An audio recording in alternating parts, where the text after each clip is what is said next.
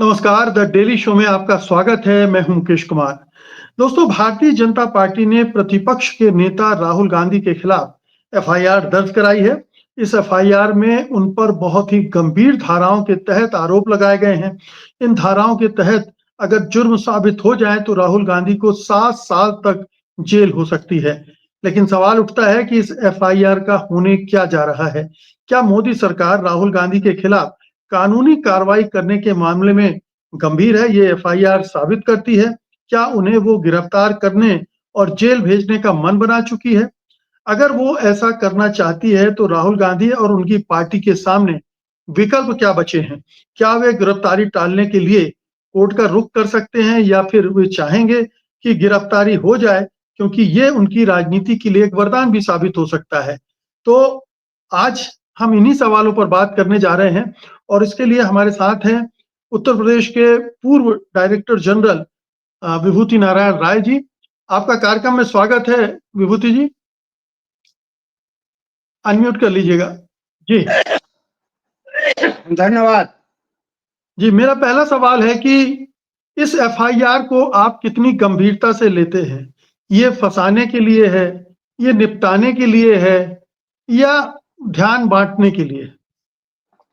देखिए, ये फँसाने के लिए तो हो सकती है, लेकिन ये निपटा नहीं पाएगी। बल्कि जैसे आप अपनी प्रस्तावना में कह रहे थे, ये तो राहुल गांधी और कांग्रेस और विपक्ष और इंडिया गठबंधन को एक तरह से नई संजीवनी प्रदान करेगी। देखिए, सबसे बड़ी दिक्कत ये है कि मोदी जी के नेतृत्व में पिछले 12 सालों से जो सरकार चल रही है, 11-12 सालों से, उसमें बहुत सारी नई परंपराएं शुरू की। मसलन ये भी पहली बार हुआ है कि संसद के ये सदन के अंदर तो नहीं हुआ, लेकिन सदन के बाहर भी अगर कोई विपक्षी दल या कोई राजनीतिक गठबंधन कोई प्रदर्शन करना चाहे तो उसको आकर के रोका जाए। दूसरा गठबंधन यानी सत्ता पक्ष आकर के उसे रोके और रोकते समय वो बल प्रयोग करे। आपने देखा होगा किस तरह धक्कम-धुक्की हुई। आम तौर से तो देखिए, लोकतंत्र में प्रदर्शन या लोकतंत्र में विरोध तो एक बड़ी स्वस्थ परंपरा होती है और सभी को अधिकार होता है। खुद जब यूपीए 2 चल रही थी तो आखिरी 3-4 साल तो मोदी जी तो नहीं थे सदन में, लेकिन जो भी इनकी पार्टी के लोग थे, उन्होंने आखिरी 3-4 साल तो सदन चलने ही नहीं दिया। ये तो सदन के बाहर हो रहा था। तो ये इसमें इनके मन में जो भी इनकी जो सदिच्छाएँ हों, ये तो चाहेंगे ही कि राहुल गांधी को निपटा दिया जाए, जेल भेज दिया जाए। ज़ाहिर है कि इसमें आपने बताया कि जो मैक्सिमम सज़ा वो 7 साल है। अगर वो आजीवन कारावास होती तो और खुश हो जाते ये लोग। तो बहरहाल ये एक बुरी परंपरा की शुरुआत हो रही है और मुझे लगता है कि इससे बचना चाहिए। अगर ये करेंगे तो ये इनके लिए नुकसानदेह होगा। सत्ता पक्ष, सत्ता गठबंधन के लिए ये नुकसानदेह होगा, तो अगर बेटर सेंस प्रिवेल करेगा तो शायद ये इसमें बहुत आगे ना जाए। जी। जी, लेकिन विभूति जी, मेरा पहला सवाल इससे जुड़ा ये है कि ये जो एफआईआर है, उसमें आप कितनी गंभीरता देखते हैं? क्या पॉलिटिकल पार्टी जब इस तरह की एफआईआर कराती हैं, तो क्या सचमुच में वो इसके आगे बढ़ने का मन बना चुकी होती हैं या ये सिर्फ धमकाने वाली एफआईआर है?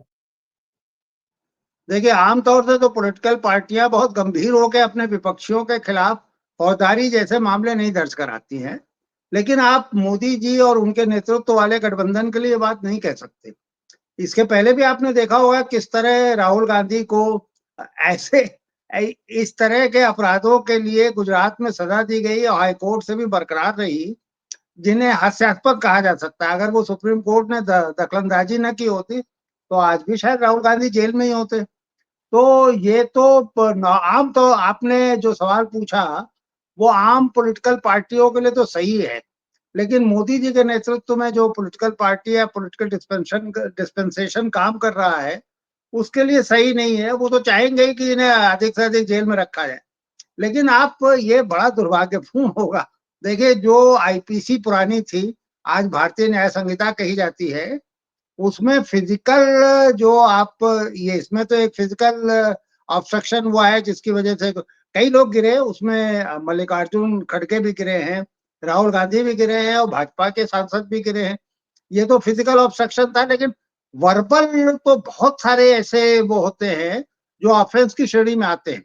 सदन के अंदर भी कल शुरू हो जाएगा, सदन में जो भाषण दिए जाएंगे कल को हो सकता है सरकार ये भी करना शुरू कर दे, साहब उस पर भी मुकदमा कायम कर दे। तो ये एक बड़ी बुरी प्रेसिडेंस होने जा रही है, बहुत बुरी परंपरा की शुरुआत होने जा रही है। और अगर राजनैतिक बुद्धिमत्ता कुछ भी होगी इस देखिए, इसी तरह की हरकत हुई थी जब जनता पार्टी ने मिसेस इंदिरा गांधी को जेल भेज दिया था, और जी। आप उसका नतीजा देखिए 2 साल के अंदर मिसेस गांधी बाउंस करके वापस आ गई। तो अब ये एक तरह से आत्महत्या करेंगे, हाराकिरी करेंगे, या अपने ही पैर पे कुठाराघात करेंगे अगर इसे सचमुच गंभीरता से आगे बढ़ने की कोशिश करेंगे। ये बताइए कि ये जो धाराएं लगाई गई, मैं 2 धाराओं का खास तौर पर ज़िक्र कर रहा हूँ। ये सेक्शन 117, 117 और 125, ये 2 हैं जो कि संज्ञेय अपराध हैं और इसके तहत पुलिस को वारंट की भी ज़रूरत नहीं है, बिना कोर्ट वारंट के वो गिरफ्तारी कर सकती है। इनको लगाए जाने का क्या उद्देश्य हो सकता है? क्या सचमुच में ये गिरफ्तारी की तरफ इशारा कर रही है? बुलाया जाएगा पूछताछ के लिए पुलिस चली जाएगी, अरेस्ट करके ले आएगी? हाँ, बिल्कुल सही कह रहे हैं। अगर ये कॉग्निजेबल ऑफेंसेस हैं, तो इसमें मजिस्ट्रेट की अदालत की तो ज़रूरत नहीं है, तो पुलिस खुद ही जाकर के गिरफ्तार कर सकती है।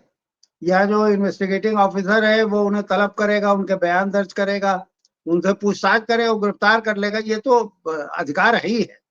लेकिन मैं जैसे पहले मैंने निवेदन किया कि इस अधिकार का उपयोग एक बहुत बड़ा मतलब पूरी लोकतांत्रिक और संवैधानिक परंपराओं के खिलाफ होगा, और इससे बचना चाहिए सत्ता पार्टी को।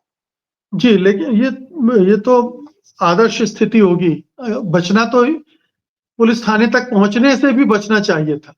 ये मामला अगर वहाँ धक्का-मुक्की का था, तो दोनों पार्टी के बड़े नेता बैठकर इसको वहीं पर सुलटा सकते थे। लेकिन सत्तारूढ़ दल की जो मंशा, जो नीयत दिख रही है, वो स्पष्ट है कि वो इसको पुलिस तक ले गई। उसने एफआईआर दर्ज कराई और इस तरह की धाराएँ उसमें लगवाई। हम सब जानते हैं कि दिल्ली पुलिस गृह मंत्रालय के मातहत काम करता है, अमित शाह के निर्देशों पे चलता है। तो ये सरकार करवा रही है, सत्तारूढ़ दल के नेता ये एफआईआर दर्ज करवा रहे हैं। मैं इसको अगर आप जो पूरा एनवायरनमेंट बदला है पॉलिटिकल, जिसमें हम देखते हैं कि ब्रजभूषण शरण सिंह को बचाने के लिए ये पार्टी किसी भी हद तक जाती है। हम देखते हैं कि बिल्किस बानो के जो बलात्कारी और अपराधी थे, उनको यूँ ही छोड़ दिया जाता है। इस तरह की बहुत सारी चीज़ें। तो इस सरकार के माइंडसेट को सामने रखते हुए इन धाराओं को आप कैसे देखते हैं? ये कार्रवाई किस तरह की है? देखिए, मैंने पहले ही निवेदन किया ना, ये कार्रवाई दुर्भाग्यपूर्ण है, क्योंकि ये चूंकि मैंने आईपीसी डील किया है, ये जो भारतीय न्याय संहिता मेरे लिए थोड़ा अपरिचय का क्षेत्र है, लेकिन मुझे लगता है कि जो करस्पॉन्डिंग आईपीसी की धाराएं होंगी, जो कॉग्निजेबल ऑफेंसेस की धाराएं होंगी, वही धाराएं ये भी हैं। तो उसमें तो पुलिस को पूरा अधिकार है ही है। पुलिस तफ्तीश करे, पुलिस जो अक्यूज है उनको बुलाए, उनसे पूछताछ करे और उन्हें गिरफ्तार कर ले, फिर मजिस्ट्रेट का काम शुरू होगा। तो ये तो है ही है। लेकिन इसमें और भी दुर्भाग्यपूर्ण, देखिए संसद का जो अध्यक्ष जो लोकसभा के हैं, उनका अधिकार क्षेत्र सिर्फ सदन नहीं है, ये जो बाहर वाला कैंपस है इस पर भी उनका अधिकार क्षेत्र, उनका अधिकार चलता है। तो बिना उनकी इजाजत कैसा वो होगा, मुझे नहीं लगता। ये और दुर्भाग्यपूर्ण है, माफ कीजिए, ये और जी, दुर्भाग्यपूर्ण है कि लोकसभा या राज्यसभा के अध्यक्षों की सहमति से ऐसा हुआ है, तो ये और दुर्भाग्यपूर्ण है। बहरहाल कुल मिला करके ये एक बुरी स्थिति है, और भारतीय जनता पार्टी भी एक पॉलिटिकल पार्टी है, उसे इससे बचना चाहिए। हालांकि जैसा उनका इतिहास है, आपने भी उसमें कुछ उदाहरण दिए, वो शायद वो शायद बचने की कोशिश ना करें, लेकिन वो फिर पॉलिटिकली उनके लिए हाराकिरी जैसा होगा। जी। जी। ये कांग्रेस ने भी एक काउंटर एफआईआर दर्ज कराई है। क्या आपको लगता है कि ये जो 2 एफआईआर आ गई हैं पुलिस के पास, उसमें अब ये उसके पास अधिकार हो गया है कि किस पर काम करे, किस पर इसको बट्टे खाते में डाल दे? आप सैद्धांतिक रूप से तो आप सही कह रहे हैं, लेकिन सब जानते हैं पुलिस के काम करने का जो तरीका है, किस तरह सत्तारूढ़ दल उस पे दबाव डलवा करके और किस तरह उसका दुरुपयोग करता है, सब जानते हैं। तो अगर हम ये सोचें कि दोनों तरफ बराबरी का वो होगा, तो ये शायद हमारी एक जिसे कह सकते हैं विशफुल थिंकिंग ही होगी। अगर पुलिस के अगर इसे रोका नहीं गया इस पे कार्रवाई के लिए, तो स्वाभाविक है पुलिस उसी एफआईआर पे कार्रवाई करेगी जिसमें सत्ता पार्टी की दिलचस्पी होगी और वो राहुल गांधी के खिलाफ है। जी। इसमें एक बड़ा पहलू ये आ रहा है कि संसद तो मतलब सुरक्षा के लिहाज से सबसे संवेदनशील जगह है। वहां पर तो मैक्सिमम सिक्योरिटी होती है और चप्पे-चप्पे पर सीसीटीवी कैमरे भी लगे हुए हैं। तो उन सीसीटीवी कैमरों के फुटेज को देखने की ये व्यवस्था क्यों नहीं है? क्या अपोजिशन की लोग भी देख सकते हैं? क्या ये उन्हें डिमांड करना चाहिए कि वो फुटेज देखा जाए, दिखाया जाए? और क्या इन सबूतों के बिना पुलिस किसी भी कैसे भी जाके गिरफ्तार कर लेती? कुछ तो उसके पास होना चाहिए, नहीं तो कोर्ट में उसकी फजीहत हो जाएगी। हाँ, बिल्कुल सही कह रहे हैं। देखिए सीसीटीवी कैमरों के जो फुटेजेस होंगे, उन पे तो दोनों का अधिकार है। अगर उन फुटेजेस का इस्तेमाल राहुल गांधी को अभियुक्त बना के उनके खिलाफ किया जाएगा, तो उनको और उनके वकीलों को अधिकार होगा कि उसको देखें और उसको एनालाइज करें। अदालतें तो करेंगी, अदालतें तो सारे सीसीटीवी जो फुटेजेस है उनका करेंगी। असल में ये सारी चीजें एक आदर्श स्थिति में तो इनकी कल्पना की जा सकती है, लेकिन जिस तरह की हमारे यहाँ जो व्यवस्था चल रही है और जैसा तंत्र चल रहा है, उसमें मुझे लगता है कि आदर्श स्थिति की कामना करना थोड़ा कुछ ज्यादा ही है। ये नहीं तो दुरुपयोग मतलब कर लिया जा चाहेगा। पुलिस के लिए ये बेसिक होमवर्क भी करने की ज़रूरत नहीं है, गिरफ्तारी के पहले। नहीं, सिद्धांत तो है ही है जरूरत। आखिर आप जब तफ्तीश कर रहे हैं तो क्या तफ्तीश करेंगे? तफ्तीश तो यही करेंगे ना कि किसकी गलती थी, और सीसीटीवी फुटेजेस के से बेहतर और क्या सबूत हो सकता है? बाकी तो दोनों पक्षों के गवाह अपनी अपनी बात कहेंगे, लेकिन तकनीक तो झूठ नहीं बोलेगी ना, तो वो तो जरूरी है। लेकिन फिर जैसे मैंने आपसे निवेदन किया शुरू में कि ये सब कुछ सत्ता पार्टी जिस तरह से पुलिस का दुरुपयोग करती है या पुलिस का उपयोग करती है, वो उस पर निर्भर करेगा। क्या आपको लगता है कि अगर सत्ताधारी पार्टी के पास सीसीटीवी फुटेज में कुछ ऐसा होता, जिससे राहुल गांधी फँस रहे होते, तो वो अभी तक वायरल कर चुकी होती? ऐसा कुछ नहीं होना ये साबित कर इतनी देरी होना इसमें ये साबित करता है। ये भी सही कह रहे हैं, लेकिन शायद इसमें ये भी है कि उनके यहाँ इस पर भी बड़ा विचार हो रहा होगा। देखिए पॉलिटिकली ये बड़ा सेंसिटिव मामला है, और भारतीय जनमानस तो छोड़ दीजिए, आप पाकिस्तान बगल में है। आप देखिए इमरान खान शहीद हो गए हैं, इमरान खान को जेल में बंद कर दिया गया है, बावजूद इसके कि कई मामले बहुत गंभीर नेचर के हैं जो उनके खिलाफ है। लेकिन एक नैरेटिव बन गया जनता के बीच की सत्ता उनका एक तरह से उनके साथ ज्यादती कर रही है। तो सत्ता पक्ष तो इस मामले में हमेशा डिफेंसिव रहेगा। अगर इन्होंने ये ज्यादती, मतलब ज्यादती भी मैं गलत कह रहा हूँ, अगर ये हरकत की कि राहुल गांधी को गिरफ्तार करके और जेल भेजने की और इस पूरी घटना में उनके खिलाफ एक पेशबंदी करने की कोशिश की, तो पॉलिटिकली ये बहुत इनके लिए दिक्कत तलब होगा। तो जो देर हो रही है उसमें दोनों चीजें हैं, एक तो कोई सबूत ना मिल रहा हो, वो जो सीसीटीवी फुटेजेस हैं उसके विश्लेषण से कहीं राहुल गांधी फंस ना रहे हो, और दूसरे ये भी है कि हायर लेवल पर ये विचार विमर्श भी हो रहा होगा कि इसका पॉलिटिकल फायदा किसे होगा। जाहिर है कि इसका पॉलिटिकल फायदा तो अपोजिशन को ही होगा, राहुल गांधी और उनकी पार्टी और उनके जो गठबंधन के लोग हैं उन्हीं को होगा। तो इसका मतलब है कि ये अब सरकार इस बारे में फैसला इसी आधार पर करेगी कि पॉलिटिकल फायदा किसमें है, चुप रह जाने में है या फिर आगे गिरफ्तारी तक जाने में है। चुप रहने का मतलब भी तो एक तरह से ये हो गया कि आपके पास कुछ था नहीं इसलिए चुप रह गए आप कार्रवाई करने की ये हिम्मत नहीं करी। सही कह रहे हैं, आप सही कह रहे हैं। अगर इन्होंने कहा, ये कैच 22 वाली स्थिति है। अगर आपने कार्रवाई नहीं की तब भी आपकी छीछा लेदर होगी कि आपने बेकारी इसको इतना तूल दिया, मुकदमा कायम किया, तमाम तरह।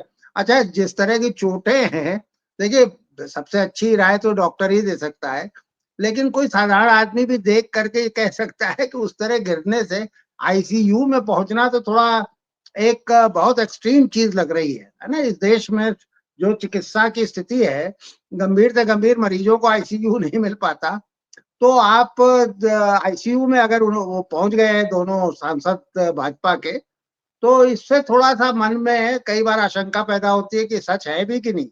बहरहाल जो भी है, ये इस पर ये पॉलिटिकल मामला है और पॉलिटिकल स्टेक्स इस पे लगे हुए हैं। तो इस पे कोई भी फैसला सत्ता पक्ष करेगा तो इन सारी चीज़ों को सोच के ही करेगा। तो अपोजिशन या कहें कि कांग्रेस और राहुल गांधी के पास केवल यही विकल्प है कि वो इंतजार करें, देखें कि क्या ये सरकार नेक्स्ट उसका मूव क्या होता है, या खुद अपने डिफेंस में कुछ वो करने की कोशिश करेंगे। नहीं, उन्होंने भी एफआईआर दर्ज करा दी, काउंटर एफआईआर दर्ज करा दी।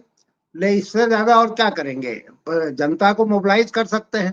जनता को मोबिलाइज करने के लिए तो जरूरी है कि इनके खिलाफ कार्रवाई हो, और मुझे लगता है जैसे ही राहुल गांधी के खिलाफ कार्रवाई होगी, वैसे ही जनता सड़कों पे आएगी, तो सत्ता पक्ष भी इससे बचने की कोशिश करेगा।